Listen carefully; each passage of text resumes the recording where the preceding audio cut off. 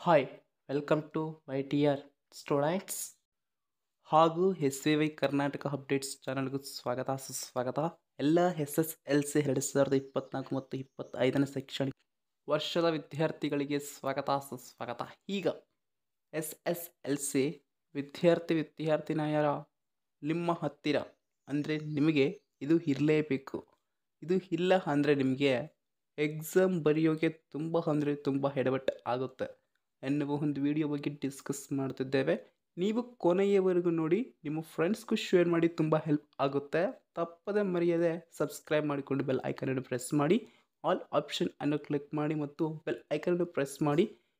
ವಿಡಿಯೋಗೆ ಒಂದು ಲೈಕ್ ಕೊಡೋದಂತೂ ಮರೆಯಬೇಡಿ. ಇನ್ನು ಟಾಪಿಕ್ ಬಗ್ಗೆ ಮಾತಾಡೋಣ. ಕರ್ನಾಟಕ ಸಾಲ ಪರೀಕ್ಷಾ ಮತ್ತು ಮೌಲ್ಯ ನಿರ್ಣಯ ಮಂಡಳಿ 6ನೇ ಅಡ್ಡ ರಸ್ತೆ ಮಲ್ಲೇಶ್ವರಂ ಬೆಂಗಳೂರು.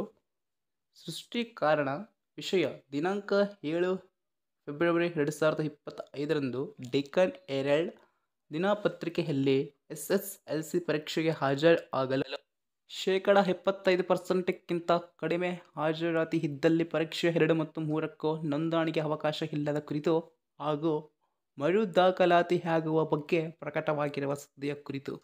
ಅಂದರೆ ವಿದ್ಯಾರ್ಥಿಗಳೇ, ಈಗ ನೀವು ಯಾರೇ ಆಗಲಿ ಶಾಲೆಗೆ ಕರೆಕ್ಟ್ ಹೋಗ್ಲಾರ್ದೆ ಇದ್ದರೆ, ಮನೆಯಲ್ಲೇ ಇದ್ದರೆ ಅಥವಾ ಬೇರೆ ಕೆಲಸಕ್ಕೆ ಹೋಗ್ತಾ ಇದ್ದರೆ, ಶಾಲೆಯಲ್ಲಿ ಅಟೆಂಡೆನ್ಸ್ 75%ಕ್ಕಿಂತ ಕಡಿಮೆ ಇದ್ದರೆ ತುಂಬ ಎಫೆಕ್ಟ್ ಆಗುತ್ತೆ.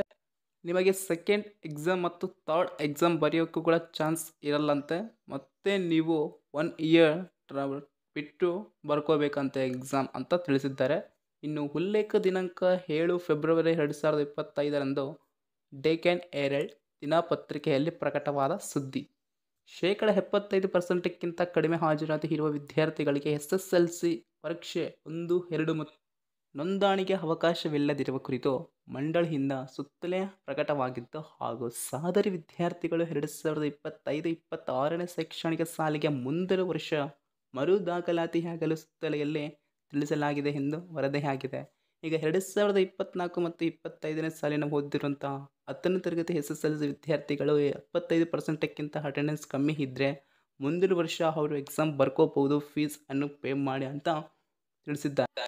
ನಂತರ ಇನ್ನೊಂದು ವಿಷಯ, ಮಂಡಳಿಯ ಕಾಯ್ದೆ 1966 ನಿಯಮ 37ರನ್ವಯ ವಿದ್ಯಾರ್ಥಿಗಳು ಪರೀಕ್ಷೆಗೆ ಕುಳಿತುಕೊಳ್ಳಲು ಶಾಲೆಯ ಶೈಕ್ಷಣಿಕ ಚಟುವಟಿಕೆಗಳಿಗೆ ನಿಗದಿಪಡಿಸಿರುವ ದಿನಗಳಿಗೆ ಅನುಸಾರ ಕನಿಷ್ಠ 75% ಹಾಜರಾತಿ ಕಡ್ಡಾಯವಾಗಿರುತ್ತದೆ.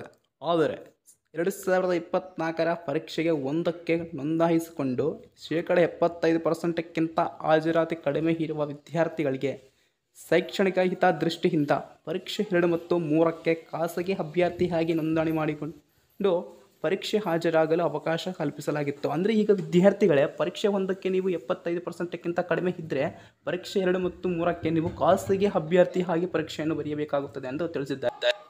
ಇದೇ ರೀತಿ 2024-25ನೇ ಸಾಲಿನ ಪರೀಕ್ಷೆಗೂ ಸಹ ಸದರಿ ನಿಯಮವನ್ನು ಮುಂದುವರಿಸಲಾಗುವುದು. ಹಾಜರಾತಿ ಹಾಗೂ ಪರೀಕ್ಷೆಗೆ ನಿಯಮಗಳಿಗೆ ಸಂಬಂಧಪಟ್ಟಂತೆ ಯಾವುದೇ ಬದಲಾವಣೆ ಇರುವುದಿಲ್ಲ ಎಂದು ಹೇಳಿದ್ದಾರೆ. ಹಿಂದಿನ ಸಾಲಿನಂತೆಯೇ ಇರುತ್ತದೆ ಎಂದು ಮೇನ್ ಸಿಗ್ನೇಚರ್ ಬಸವರಾಜೇಂದ್ರ ನೋಟಿಫಿಕೇಶನ್ ಅನ್ನು ರಿಲೀಸ್ ಮಾಡಿದ್ದಾರೆ KSEAB ಬೋರ್ಡ್. ಇನ್ನು ನಂತರ ಚಿಕ್ಕ ಡೌಟ್ SSLC ವಿದ್ಯಾರ್ಥಿಗಳಿಗೆ, ಸರ್ ನಮ್ಮ ಹಾಲ್ ಟಿಕೆಟ್ಸ್ ಯಾವ ದಿನಾಂಕದಂದು ಪಕ್ಕ ಬರುತ್ತೆ ಅಂತ ಹೇಳ್ತಾ ಇದ್ದಾರೆ, ಸ್ವಲ್ಪ ತಿಳಿಸ್ಕೊಡ್ರಿ ಸರ್ ಅಂತ ಕೇಳಬಹುದು. ನಿಮ್ಮ ಹಾಲ್ ಟಿಕೆಟ್ಸ್ ಈಗಾಗಲೇ KSEAB ಅನ್ನುವ ಒಂದು ವೆಬ್ಸೈಟ್ನಲ್ಲಿ ಅಪ್ಲೋಡ್ ಮಾಡಲಾಗುತ್ತೆ. ಇನ್ನು ನಿಮ್ಮ ಹಾಲ್ ಟಿಕೆಟ್ಸ್ ಯಾವಾಗ ನಿಮ್ಮ ಕೈಗೆ ತಲುಪುತ್ತೆ ನೀವು ಕೇಳ್ತಾ ಇದ್ದರೆ, ನಿಮ್ಮ ಪರೀಕ್ಷೆ ಮಾರ್ಚ್ 21 ಅಲ್ವಾ, ನಿಮ್ಮ ಪರೀಕ್ಷೆಗೆ ಇನ್ನು ಕೇವಲ 5ರಿಂದ 6 ದಿನ ಇದೆ ಅನ್ನುವ ಟೈಮ್ದೊಳಗಡೆ ನಿಮ್ಮ ಕೈಗೆ ನಿಮ್ಮ ಹಾಲ್ ಟಿಕೆಟ್ ತಲುಪುತ್ತೆ. ನಿಮ್ಮ ಸ್ಕೂಲ್ನಲ್ಲಿ ಕೊಡ್ತಾರೆ, ಹೋಗಿ ಇಸ್ಕೊಳ್ಳಿ. ಸಿಗ್ನೇಚರ್ ಆ್ಯಂಡ್ ಸೀಲ್ ಇರಲಿ. Thank you. ಸಬ್ಸ್ಕ್ರೈಬ್.